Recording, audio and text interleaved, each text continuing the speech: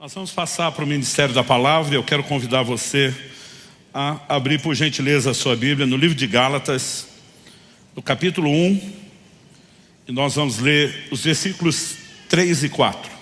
Gálatas, capítulo 1, versos 3 e 4. Esse texto vai ser o nosso ponto de partida. E o texto sagrado diz assim: que a graça e a paz estejam com vocês da parte de Deus nosso Pai e do Senhor Jesus Cristo, o qual entregou a si mesmo pelos nossos pecados, para nos livrar desse mundo perverso, segundo a vontade de nosso Deus e Pai. Meu Deus, nós oramos e pedimos que haja não apenas orientação divina, mas a condução do alto, a aplicação do Teu Espírito. Te pedimos, ó Deus, que mais do que um protocolo de reunião e de culto, possamos de fato não só meditar, ponderar no que a Tua Palavra diz, mas abertos, receptivos a ela, sermos orientados, educados, corrigidos, estimulados pela Tua Palavra, que ela cumpra o Teu propósito no íntimo de cada um de nós. Nós oramos em nome de Jesus. Amém.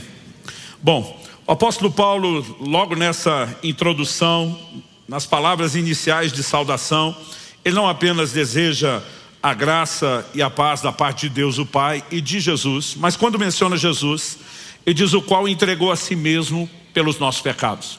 Nós sabemos que o sacrifício de Cristo, a entrega que ele faz de si mesmo, tem um motivo: resolver, o problema do pecado. Mas o texto nos mostra que ele não parou na questão dos pecados. O texto continua e diz assim: para nos livrar desse mundo perverso, segundo a vontade de nosso Deus e Pai.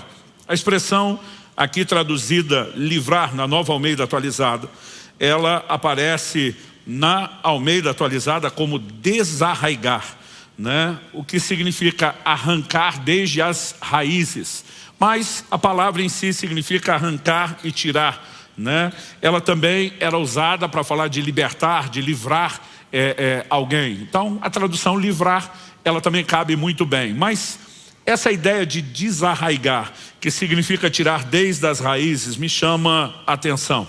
Porque o plano e o propósito de Deus, além de lidar com a questão do pecado, é nos levar a um lugar onde nossas raízes não estejam nesse mundo.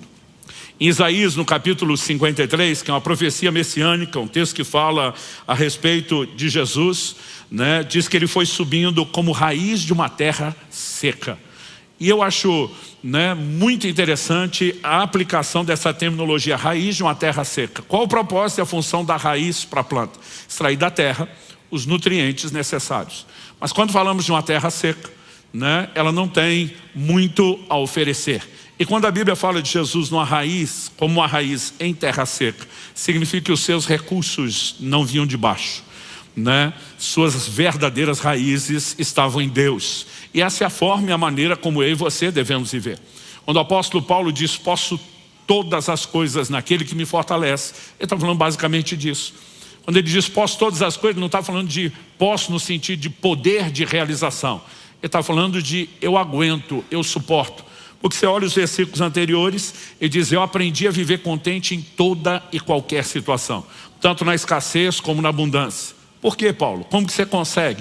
Porque minhas raízes não estão nesse mundo, não estão nas circunstâncias que eu enfrento, minhas raízes estão naquele que me fortalece. E ele que me fortalece é que me dá esse poder e capacidade. Então, quando eu olho para esse elemento específico, algo que realmente gera preocupação no meu coração, preocupação no sentido pastoral, de poder oferecer orientação prática, é que a gente entenda que Jesus não veio tratar somente com a questão do pecado, mas aquilo que a gente pode falar, os seus derivados, seus correlacionados, o que envolve um ambiente pecaminoso, que a Bíblia chama de mundo. Quando a Bíblia fala do mundo, não está falando de um lugar geográfico, está falando de um sistema, Está falando de um sistema que tem suas estruturas, seus valores. E em João, no capítulo 17, na oração sacerdotal, orando não só pelos seus discípulos diretos, imediatos da época, mas também por cada um de nós, nós vemos Jesus dizendo o seguinte: eu lhes tenho dado a tua palavra e o mundo os odiou, porque eles não são do mundo. Jesus não estava dizendo que eles não estavam, mas ele diz que eles não pertenciam. Tanto que no verso 15 ele diz: não peço que os tires do mundo, mas que os guardes do mal. Ou seja, o mundo não é o lugar que eu e você deixamos geograficamente falando, mas é um lugar que mesmo estando, nós não pertencemos. No verso 16 ele repete, eles não são do mundo, como eu também não sou. Honestamente, quando eu era garoto, me parece que falava muito mais na igreja, nos púlpitos, sobre a questão do mundo do que a gente ouve falar hoje em dia, né? E nós precisamos olhar para as advertências que a palavra de Deus nos faz. Nós fomos claramente desarraigados desse mundo no sentido de pertencer, mas não tirados, porque precisamos não apenas conviver aqui, mas precisamos fazer diferença, né? Jesus disse, nós somos a luz do mundo, que nós somos sal da terra. Então, a ideia de tirar não pode ser a perspectiva geográfica. A igreja já trabalhou nesse formato, que é um dos extremos no passado. Então, criando mosteiros, monastérios, onde vamos nos refugiar, vamos surgir desse sistema, vamos criar nossa própria bolha. E esse não é o plano e o propósito de Deus, porque a retirada do mundo não é geográfica. Senão nós não podemos ser luz e não podemos ser sal. No entanto, muita gente, em nome de não podemos sair porque temos que influenciar, trocam o seu lugar de influência, né, de influenciadores por influenciados. E começa a se moldar a um sistema no qual eu e você não podemos de forma alguma nos ajustar. Em Romanos, no capítulo 12, a Bíblia diz que eu e você precisamos ser transformados pela renovação da nossa mente. Interessante que essa declaração, né, ela é feita logo depois de dizer, não vivam conforme os padrões desse mundo. Outra tradução diz, não vos conformeis. Se conformar não é apenas aceitar, né? É tomar forma, é tomar o molde. Então, nós nem podemos nos ajustar a esse sistema e nem podemos abandonar o lugar geográfico. Nós precisamos estar sem ser do mundo, exercer influência sem ser influenciado. Isso vai requerer de nós a capacidade de um certo equilíbrio, né? De um lado nós temos crentes que parece que vive só com a cabeça no céu e totalmente sem os pés na terra. De outro lado nós temos os crentes que estão com os pés no chão, mas parece que não tem a cabeça nos céus. E eu acredito que o equilíbrio é a gente conseguir ter as duas coisas. E o tema da minha mensagem hoje é um tanto inusual, né? O tema da minha mensagem hoje é cabeça no céu e pés no chão. Eu quero que a gente possa conseguir equilibrar essas verdades. No Evangelho de João, no capítulo 15, no versículo 9, aliás, João está entre os que mais toca nesse assunto do mundo, né? Nós percebemos algumas declarações feitas por Jesus e ele vai fazer a seguinte declaração, em 1 João 5:19, a Bíblia diz que o mundo jaz no maligno. Existe, né, uma estrutura toda, um sistema, valores, regras, tudo aquilo que conduz esse sistema, que a Bíblia diz jaz no maligno. Ele é chamado de o príncipe desse mundo, ele controla esse mundo. Por outro lado, nós temos declarações, né, na palavra de Deus, nas próprias escrituras, que nos dão também o contraponto. Na oração sacerdotal de Jesus, eu sei alguns dos versículos de João 17, mas em João 17:9, Jesus diz, é por eles que eu peço, não peço pelo mundo, mas por aqueles que me deste, porque são teus. Evidentemente, Jesus está fazendo uma distinção entre os que lhe foram confiados e os que estão no mundo e ainda não experimentaram esse resgate e a intervenção. De novo, né? A ideia não é meramente um lugar ou um ambiente, mas estar ou não dentro de uma estrutura que tem o seu próprio governo, que tem suas leis, que tem os seus valores. Ao olhar para as declarações da palavra de Deus, a gente percebe, né, que é inevitável conviver com realidades do mundo. O que a gente não pode, né, é permitir que a realidade do mundo invada o nosso ambiente, os nossos valores. Então, por exemplo, alguém fez uma distinção. Para que o barco tenha a sua funcionalidade, ele precisa estar na água. Mas se a água estiver dentro do barco, o barco vai ser comprometido, né? Então o barco está na água, está tudo bem. Mas quando você começa a ter água dentro do barco, né, ele perdeu completamente o seu propósito e ele vai sucumbir. Quando nós falamos dos cristãos, os cristãos precisam estar no mundo, mas o mundo não pode estar na gente. Dá para entender a diferença? Então eu quero, em primeiro lugar, abordar um pouco, né, o elemento de ensino bíblico sobre a questão do mundo. O apóstolo Paulo, ele faz uma declaração e um chamado aos cristãos que a gente precisa levar em conta. Escrevendo aos Coríntios, né, ele diz no capítulo 5 de 1 Coríntios, verso 9: na outra carta já escrevi a vocês que não se associassem com os impuros. No verso seguinte, o 10, ele diz: refiro-me com isso não propriamente aos impuros deste mundo, aos avarentos, ladrões ou idólatras, pois nesse caso vocês teriam de sair do mundo. Verso 11: mas agora escrevo a vocês que não se associem com alguém que, dizendo-se irmão, for devasso, avarento, idólatra, maldizente, bêbado ou ladrão, nem mesmo comam com alguém assim. Basicamente o que ele está dizendo, é impossível a gente não ter contato com pecadores. Ele diz, nós estamos no mundo e vamos lidar com gente que é governada por esses padrões. É por isso que nós temos que ser luz e sal para eles. Mas gente que alega ter saído de lá, está no nosso meio. Mas o mundo veio com eles. Paulo diz, abra o seu olho, preste atenção, porque isso é problema. Então, quando falamos a respeito da questão do mundo, nós precisamos olhar para a definição bíblica do que é. Tiago usa uma expressão para falar do que é a verdadeira religião que eu e você abraçamos. Em Tiago, no capítulo 1, no verso 26 e 27, vou ler primeiro o 26. Ele diz, se alguém supõe ser religioso, mas não refreia a sua língua, está enganando a si mesmo, sua religião é vã. Ele está falando de gente que supõe ser religioso, mas tem uma religião vã, não é funcional, não está levando ele para o lugar que deveria. Verso seguinte, o 27. A religião pura e sem mácula para com nosso Deus e Pai é essa: visitar os órfãos e as viúvas nas suas aflições e guardar-se incontaminado do mundo. Evidentemente, precisamos transbordar manifestações práticas da piedade, socorrer, né, as pessoas necessitadas, demonstrar amor, né, misericórdia, transbordar caridade, mais do que mera ação social. Mas a Bíblia diz que tão importante quanto, e tão verdadeira religião quanto, guardar-se incontaminado do mundo, porque esse sistema contamina. É possível que a gente permaneça sem sair dele, mas a gente não pode se deixar ser alterado, maculado ou contaminado por ele. Por quê? Em Tiago, no capítulo 4 e no verso 4, a Bíblia nos mostra que a relação com Deus é incompatível com a do mundo e vice-versa. Tiago diz gente infiel. Essa palavra traduzida de gente infiel, em outras traduções só infiéis, mas na maioria das versões você lê a tradução ipsis literis, adúlteros. Porque a palavra utilizada no original grego é moixos, é aquele que é infiel no relacionamento conjugal. Ele diz, vocês não sabem que a amizade do mundo é inimizade contra Deus? Aquele, pois, que quiser ser amigo do mundo, se torna inimigo de Deus.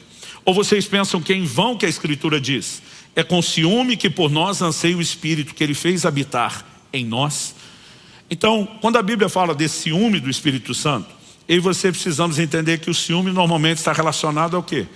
A relação entre o homem e a mulher. E a Bíblia apresenta essa alegoria de Cristo como noivo, a igreja como a noiva. O Espírito Santo é o responsável por garantir que a igreja tenha olhos somente para Jesus e para o noivo.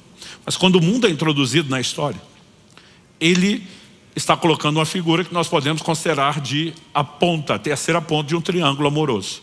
Ou seja, a igreja ou o cristão que tirou os olhos de Jesus e começou a flertar com o mundo, está gerando ciúmes no Espírito Santo, porque são incompatíveis. Ou você vai estar amigo de Deus, inimigo do mundo, ou amigo do mundo, inimigo de Deus, não tem conversa. Quando a gente repassa essa questão da doutrina, isso precisa nos fazer reavaliar algumas coisas. O apóstolo João diz, em 1 de João, no capítulo 2, e nos versos 15 a 17, não amem o mundo, nem as coisas que há no mundo. Se alguém amar o mundo, o amor do Pai não está nele. Porque tudo que há no mundo, os desejos da carne, os desejos dos olhos, a soberba da vida, não procede do Pai, mas procede do mundo. Ora, o mundo passa, bem como seus desejos, mas aquele que faz a vontade de Deus permanece para sempre. Quando a palavra de Deus está falando sobre amor, ela está falando sobre vínculo. De forma alguma, né, a gente está falando que você não vai ter uma vida prática, passando por esse mundo, convivendo, lidando com questões relacionadas, né, ao mundo, porque a própria oração de Jesus foi, não os tires daqui. Então, eu e você vamos viver, vamos conviver, vamos interagir, né? Aliás, em 1 Coríntios, no capítulo 7, no verso 31, a Bíblia diz: os que se utilizam desse mundo sejam como se não fizessem uso dele, porque a aparência desse mundo passa, né? Então Paulo vai dizer no verso 30, os que choram como se não chorassem, os que se alegram como se não se alegrassem, os que compram como se nada possuíssem. Então nós vamos ter circunstâncias no mundo que nos fazem rir e chorar, mas ele diz, a gente não se prende a isso. Os que compram, não imagine que você tem propriedade permanente aqui, porque esse mundo passa e você está de passagem. Os que se utilizam como se dele não utilizasse. Ele não está negando o elemento prático. Daqui a pouco nós vamos fazer a distinção entre, né, cabeça no céu e pé no chão. Mas as duas coisas vão sendo apresentadas, mas ele vai regulando o como o coração deveria funcionar. Na segunda carta de Paulo a Timóteo, nós vemos um comentário de alguém que era um dos seus cooperadores, um dos seus obreiros, e se perdeu nessa advertência. Advertência bíblica que é repetida, é recorrente: não ame o mundo, não se deixe atrair, não estabeleça amizade, não se deixe enganar. O apóstolo Paulo diz em 2 Timóteo 4,10, porque Demas, amando esse mundo, abandonou-me e foi para Tessalônica, né? Amando esse mundo. Quem era Demas? Se você olhar Colossenses capítulo 4, verso 14, Demas, ele está citado junto com Lucas como um dos cooperadores de Paulo. Em Filemão, no capítulo 24, não só Demas está relacionado juntamente com Lucas entre os colaboradores, mas também com Marcos, né, com Aristarco. Então era um dos cooperadores de Paulo. Mas ele disse: se perdeu. Passou a ser atraído, seduzido por um sistema, pelos seus valores, e que, embora não seja o pecado em si, é governado, né, por essa maneira de pensar. É o que nós podemos classificar de um sistema pecaminoso. No Evangelho de Marcos, no capítulo 4, na parábola do semeador, quando Jesus diz que uma das sementes caiu entre espinhos, né, ele vai definir, né, que na interpretação dos espinhos ele fala os cuidados do mundo, né? Gente que se envolve demais com essas preocupações, que valoriza demais essa estrutura e o sistema, não percebe que isso vai concorrer com a ação da palavra de Deus na vida dele. Então eu comecei dando toda essa volta, né, tentando resumir aqui a chamada questão ou a doutrina bíblica sobre o mundo, para que a gente consiga entender qual é a maneira correta e equilibrada de lidarmos. Porque se a oração de Jesus é que a gente não saia daqui tão depressa, mas que a gente esteja sem pertencer, como de fato nós podemos lidar com isso? Então agora eu quero, em segundo lugar, né, destacar o elemento cabeça no céu. O que é o elemento ou o fator cabeça no céu? Colossenses, no capítulo 3, no verso 1 e 2, o apóstolo Paulo diz: portanto, se vocês foram ressuscitados juntamente com Cristo, busquem as coisas lá do alto, onde Cristo vive, assentado à direita de Deus. Pensem nas coisas lá do alto e não nas que são aqui da terra. Quando ele diz pensem, a ideia do pensar, é por isso que eu li o verso primeiro, está relacionado com o buscar. Porque se você ler só Colossenses 3:2, sem todo esse contexto bíblico que nós vamos apresentar, pode ser ou parecer para alguns que a Bíblia está dizendo: olha, só preocupa com o que é celestial, ignora o resto, não pense em nada aqui na terra. Mas essa ideia de pensar, daquilo que ocupa o seu pensamento, que toma e ganha espaço, terreno, naquilo que você pensa, no que você sente, no que você projeta, está relacionado diretamente com o verbo buscar. Eu e você devemos ser orientados por aquilo que é do alto, por aquilo que é celestial. No verso 3 ele diz: porque vocês morreram e a vida de vocês está oculta juntamente com Cristo em Deus. Eu acho interessante como a Bíblia concorda, desde as suas afirmações explícitas até aquelas que vêm de forma implícita, né, figurada. Por exemplo, no Antigo Testamento, Deus, por meio de Moisés, promove o conceito de uma casa. No livro de Hebreus, nós vamos perceber que há toda uma simbologia por trás da casa edificada e que isso figura a verdadeira casa que espiritualmente Deus está edificando. Quando Deus dá orientações a Moisés sobre o tipo de material, a planta, o desenho, como será feito, entre outras coisas, né, ele pede que sejam trazidos os melhores artesãos, os camaradas mais habilidosos nas artes manuais de confecção, do uso, desde a aplicação de joias, de costura. Mas Deus fala de dois, que eram os principais na nação: Bezaleel e Aholiabe. Mas não bastasse serem os melhores, Deus diz, eu vou enchê-los do meu espírito. Eu vou enchê-los de sabedoria e habilidade para que eles possam executar o projeto.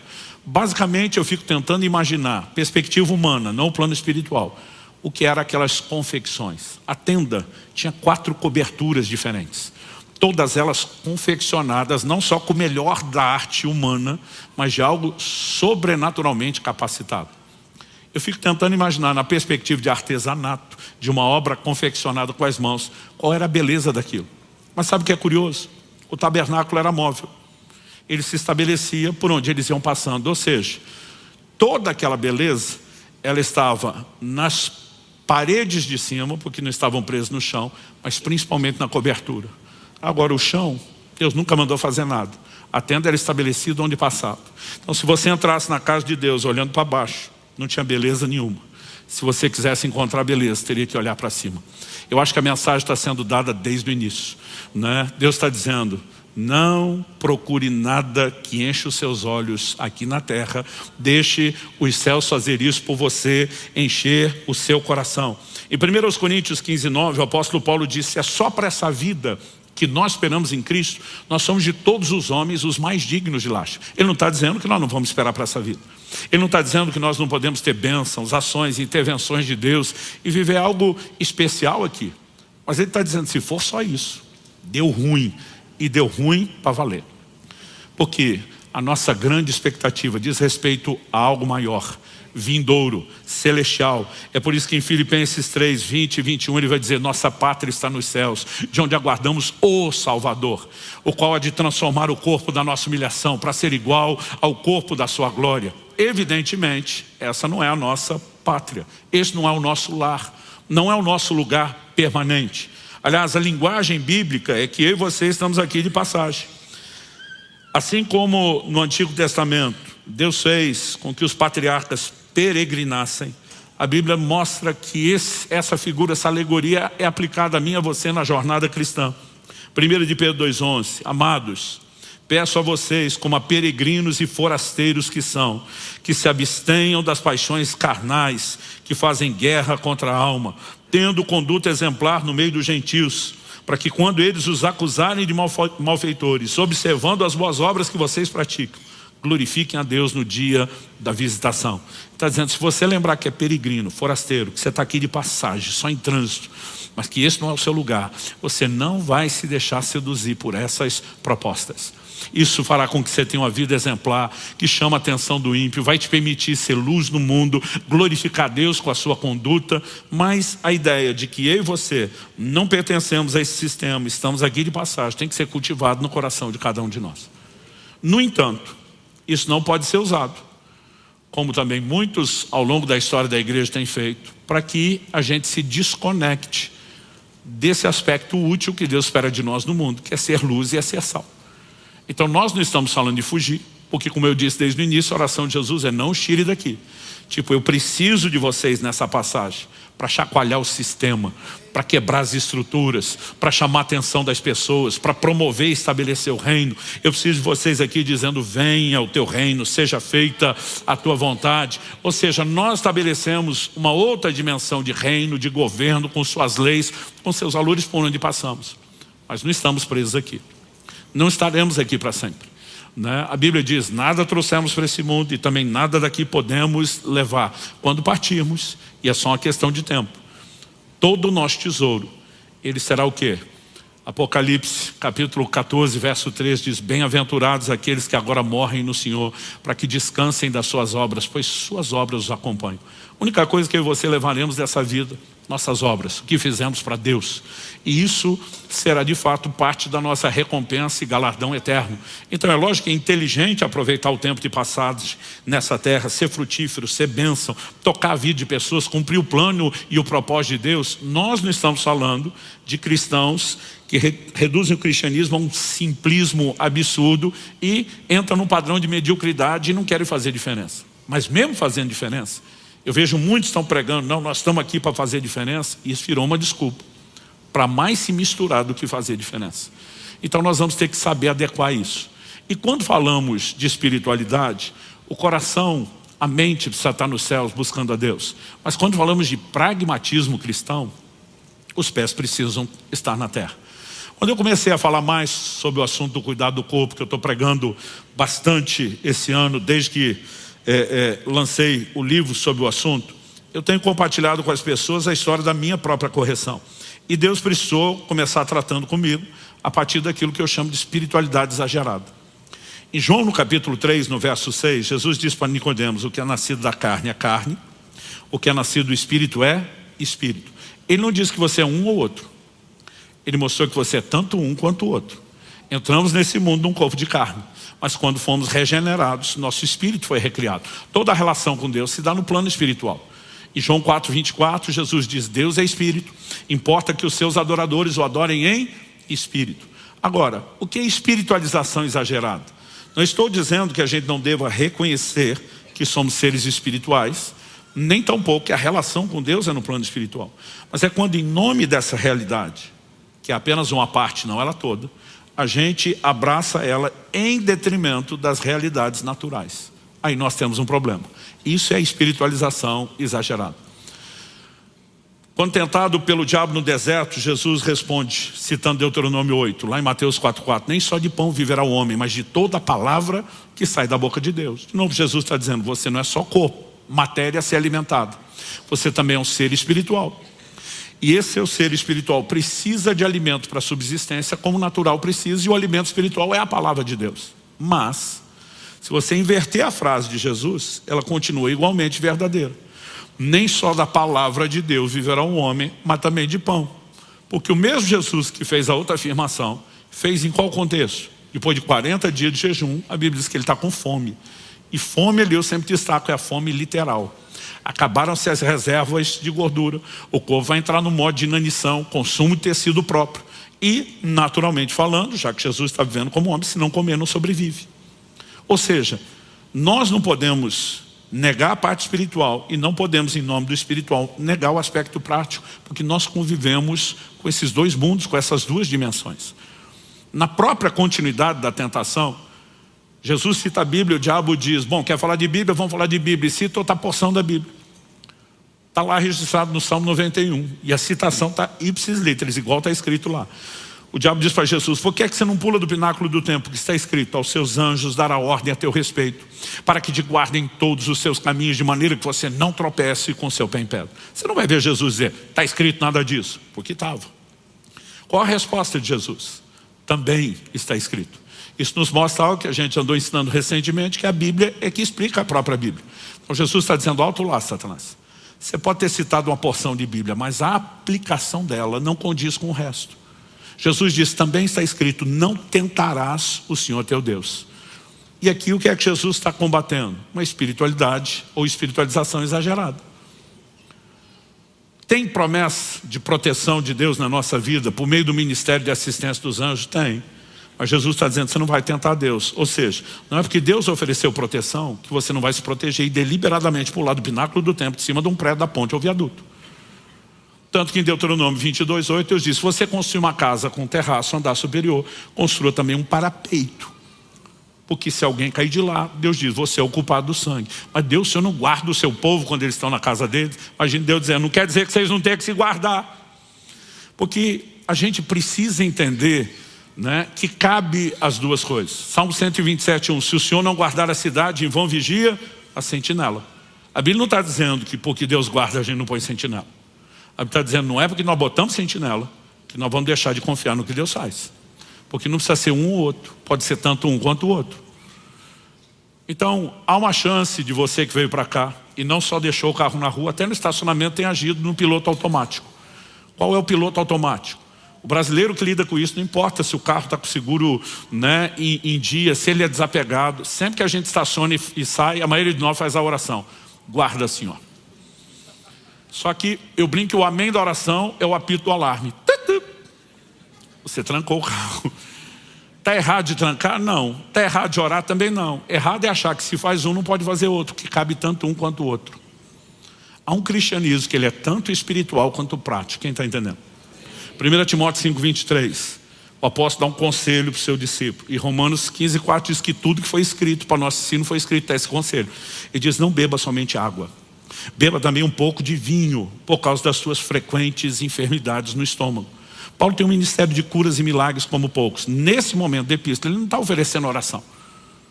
Não significa que ele não possa ter orado antes ou depois, mas a solução prática oferecida não foi oração. Não no registro da epístola. Paulo ensina sobre fé e oração como poucos. A solução prática oferecida na epístola não é. Ora a respeito disso, Timóteo. E não duvido que ele também possa ter, em algum momento, pessoalmente orientado Timóteo a orar. Mas a orientação era, se você equilibrar com inteligência sua alimentação, introduzir certos elementos terapêuticos que o próprio Criador já botou no alimento, problema resolvido.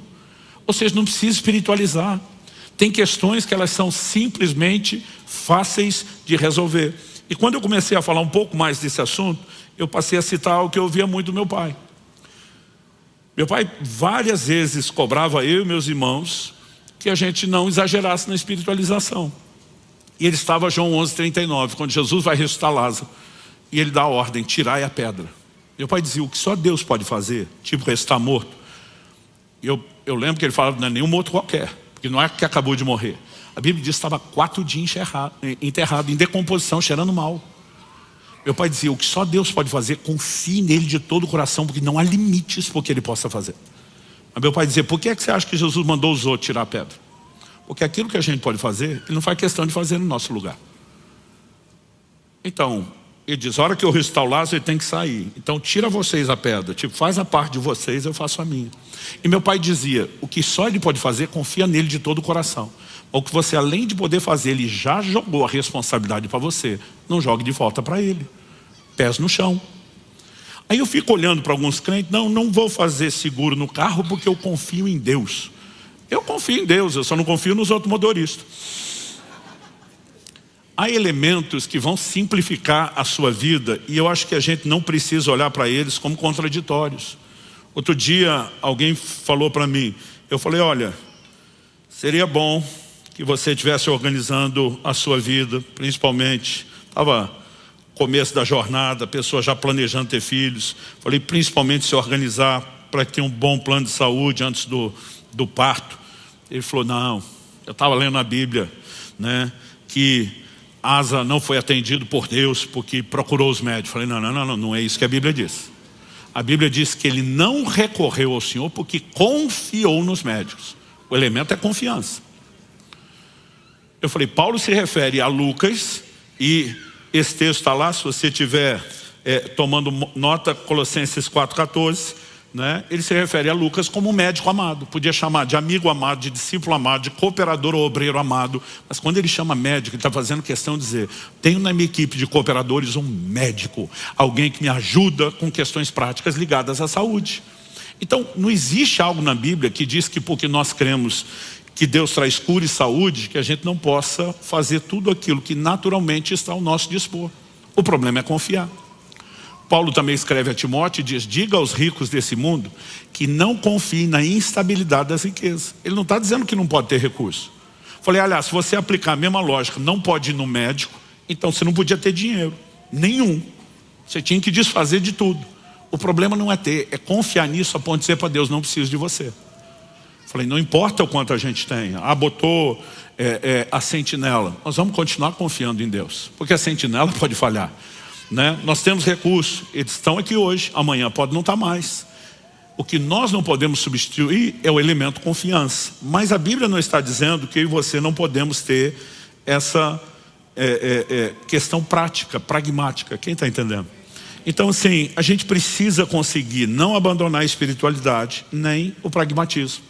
Porque eles não precisam ser divergentes, excludentes, né? Nós podemos nos relacionar bem com eles. E quando a gente fala a respeito dessas coisas, parece que o crente ou ele vai viver num extremo, só o natural sem sobrenatural, ou ele quer viver só do sobrenatural sem natural. Mas a Bíblia mostra que você está relacionado diretamente com esses dois mundos e ambientes.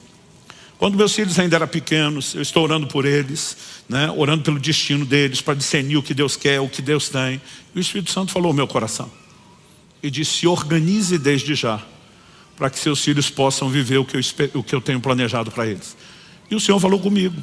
Não acho que todo mundo tem que fazer isso, mas o direcionamento quando eu orava pelos meus foi: quando os dois chegarem aos 18 anos, mande eles passar uma temporada estudando nos Estados Unidos, se preparando para o ministério, aperfeiçoando a língua global, tendo uma experiência de amadurecimento fora de casa. E o Senhor me disse: comece a organizar. O Israel estava em torno de 7 anos, a lista de 4. Cada um só iria quando fizesse os 18. Eu lembro que na época eu comecei a fazer um fundo, com muito sacrifício. O que eu conseguia guardar para os dois por mês, mas sim, sacrifício, era R$80. Aí eu ficava fazendo as contas, mesmo juro sobre juro, com tantos anos. Eu falei: não vai dar. Mas de repente minha cabeça diz: eu não preciso confiar só em mim. Mas ao mesmo tempo que eu estou obedecendo a Deus, dizendo eu vou até onde dá, eu estou mostrando o quão prática é a minha fé e que eu vou confiar nele para que faça o resto. E quando chegou a hora de cada um deles ir, evidentemente o fundo que eu tinha não era suficiente, mas eu tinha obedecido a Deus, eu tinha confiado, eu tinha feito a minha parte e eu vi Deus fazer a parte dele. Essas coisas não precisam ser excludentes, quem está entendendo? Então, às vezes nós vamos assim a extremos e não vivemos um cristianismo prático. Outro dia um falou: não, a Bíblia diz lá no Salmo 37, 25, nunca viu o justo desamparado, nem a sua descendência a mendigar o pão. Eu me recuso a fazer e trabalhar com fundo de reserva. Eu falei: interessante, que para sustentar o seu povo, Deus usa José no Egito para mandar o faraó fazer o fundo de reserva. Deus os traria, os conectaria de forma sobrenatural, mas para que eles recebessem o que Deus sobrenaturalmente direcionou, alguém teve que fazer um fundo prático de reserva. Então, o que às vezes a gente não para pensar é que o mesmo texto que diz: fui moço, agora sou velho, que é o Salmo 37, 25, porém jamais viu o justo desamparado, nem a sua descendência mendigar o pão, ele diz no verso seguinte: é sempre compassivo e empresta. Quem que é? O justo. E a sua descendência será uma bênção. Por que que os filhos do justo não vão ficar desamparados? Porque ele semeia na vida do necessitado, ele está plantando e a sua descendência vai colhendo aquilo que ele plantou. Não é jogar para Deus fazer sozinho. Nós confiamos nele, que tudo aquilo que ele falou, seus princípios serão validados, os resultados vão se manifestar, mas isso não significa que a gente não tenha um elemento prático a fazer. Agora, se você tem um fundo de reserva, ótimo, você só não precisa botar confiança nele a ponto de excluir Deus. Então, eu creio que é possível, gente, que a gente consiga, adaptar essas coisas. O apóstolo Paulo fala em 2 Timóteo, no capítulo 2, no verso 4, que o soldado em serviço não se embaraça com o negócio dessa vida. Que é se embaraçar e se prender. Daí a igreja começou a tirar a ideia que se é soldado, se foi chamado para o ministério, não pode ter negócio dessa vida. Não é o que a Bíblia está dizendo. Se você vai levar em consideração o que a Bíblia diz lá no livro de Atos, no capítulo 18, de 1 a 5, você vai descobrir que quando Paulo chega em Corinto, ele se dedica durante uma temporada ao seu ofício como fabricante de tendas. Está construindo, fabricando as tendas, vendendo, negociando. Paulo fala várias vezes: minhas mãos proveram o meu sustento. Mas a Bíblia diz que quando Timóteo e o resto da equipe chega, Paulo se dedicou integralmente à pregação da palavra. Porque agora tem a equipe que ajuda a dar manutenção no negócio, que está botando pão na mesa. E Paulo diz: agora gerenciando isso, eu posso me dedicar integralmente. Mas a igreja começou a desenvolver mentalidades como: ou é uma coisa ou é outra. Deixa eu dizer uma coisa: seu trabalho é tão santo quanto o meu ministério de tempo integral. Eu esperava um amém. Você é um embaixador de Deus aonde você está. O seu cuidado com a casa na família é tão espiritual quanto o seu culto e adoração a Deus na igreja. A maneira como você se dedica ao seu trabalho deveria ter a mesma dedicação que quando você vai ofertar a Deus. Porque a Bíblia diz: tudo quanto fizerdes, façam de todo o coração como para o Senhor e não para os homens. E se você olhar o contexto, ele está dizendo que o servo tem que servir não o seu Senhor, mas fazer como para Jesus. Você consegue imaginar se o nosso nível de produtividade, dedicação, excelência no trabalho fosse de todo dia entrar e dizer: tudo isso que eu vou fazer aqui é para Jesus? A gente seria os melhores em tudo que nós fazemos, gente. Agora, qual o problema? É que você vê hoje em dia empresários cristãos dizendo que não quer mais contratar, empresários cristãos dizendo que não quer mais contratar empregado cristão, porque abusam. O irmãozinho está me dando ordem porque nós somos irmãos. Não, aqui dentro sou seu patrão, você é meu empregado. E tem gente que assim, em vez dele ser o que mais se dedica, é o que mais folga. E de repente nós temos algo que se torna contraproducente ao bom testemunho do Evangelho e ao que Deus planejou de nós. Então a gente precisa parar de separar demais o que é espiritual, sacro de um lado, né? O que é secular do outro, e entender que há um equilíbrio e dá para manter a cabeça lá no céu, mas o pé aqui no chão. Essas coisas não precisam ser contraditórias. Quando falamos da vinda de Jesus, eu sempre digo para todo mundo, eu preciso viver pronto, no estado de prontidão, como se ele fosse voltar a qualquer momento. Mas eu preciso trabalhar como se ele não viesse em nossa geração. Porque alguns começaram a dizer, Jesus está voltando. Gente, quando eu era adolescente, então vamos voltar lá para a década de 80. A igreja falava, pregava, ensinava e cantava sobre a vinda de Jesus muito mais do que hoje. E o assunto veio com tanta força que eu lembro que eu e outros amigos adolescentes, a gente dizia assim, ir para a faculdade para quê? Jesus está voltando. Trabalhar para quê? Jesus está voltando. A única coisa que a gente não negociava era quando a gente dizia, Maranata, vem Senhor Jesus. Mas a gente dizia, só espera a gente casar. Como se fosse possível você ter condições de casar sem estudar e trabalhar. Como é que vai sustentar a família depois? Né? Mas de alguma forma eu olho e falo, poxa, tem que dar um desconto. É nos adolescentes, com todo respeito aos presentes, cabeça de vento, quem não está maduro, preparado. Agora o que eu não entendo é o camarada que já é adulto, amadureceu e continua com a mesma cabeça. E Jesus está voltando e não faz nada. Né? O apóstolo Paulo, que foi o cara que pregou a vinda de Jesus, que dizia, nossa pátria está nos céus, de onde aguardamos o Salvador, diz, eu trabalhei mais do que todos os apóstolos. Então, eu vivo no estado de prontidão, ele volta a qualquer momento. Mas eu trabalho como se eu tivesse todo o tempo do mundo, dizendo, eu tenho que fazer o máximo antes que ele venha. Agora, para alguns, se você está falando da vinda de Jesus, é porque não quer trabalhar. E se está trabalhando, é porque Jesus não vai voltar. Essas coisas não podem ser excludentes. A gente precisa conseguir combiná-las, né? Trazer harmonia nisso tudo. E eu vejo nos cristãos em geral uma inclinação aos extremos. Ou alguns se tornam muito mundanos, ou exageradamente espiritualizados.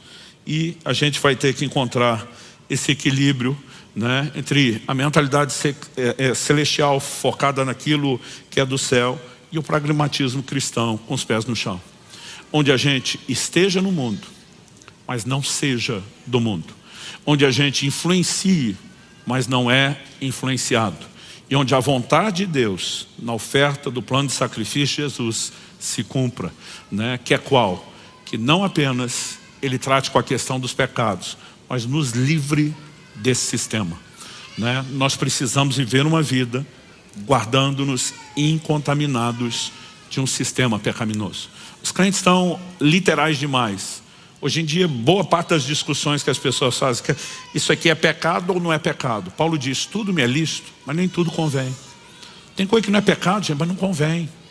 Porque pode ser mal vista, pode ser mal entendida. Há outros desdobramentos, há uma macrovisão maior.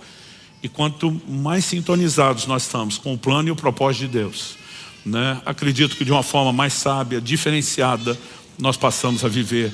E eu quero te encorajar a isso em nome de Jesus. Você recebe essa palavra? Em nome de Jesus. Eu gostaria de orar com você. Pai, nós colocamos diante do Senhor as nossas vidas e pedimos mais uma vez, não só entendimento e compreensão espiritual, mas a sabedoria do alto, a aplicação prática e personalizada do Teu Espírito, para que ajustes que são necessários possam ser feitos na nossa vida. Nós queremos experimentar tudo aquilo que o Senhor tem para nós. Viver a plenitude do que o Senhor tem. Ter um coração e uma mente tomado pelos céus, norteado por aquilo que é o nosso verdadeiro lar e lugar, sem perder, ó Deus, a capacidade de entendimento prático, que temos uma missão, enquanto estamos de passagem aqui na terra, de fazer desse lugar um pedaço dos céus, onde o reino de Deus, onde o reino dos céus se estabeleça, se manifeste por meio de nós. Ajuda-nos, Senhor, a viver tudo aquilo que é espiritual, sem negligenciar o pragmatismo dessa vida do cristianismo no dia a dia. Como Tua palavra fala, viver a vida comum do lar. Nós queremos, ó Deus, poder unificar essas coisas com devido equilíbrio, somando todas essas orientações práticas também a toda exortação de cuidado. Nós suplicamos graça e favor para entender e reproduzir o Seu modelo, de maneira que o Senhor seja honrado, glorificado e que nenhum de nós sabote aquilo que o Senhor tem para as nossas vidas. Nós oramos em nome de Jesus. em nome de Jesus. Amém.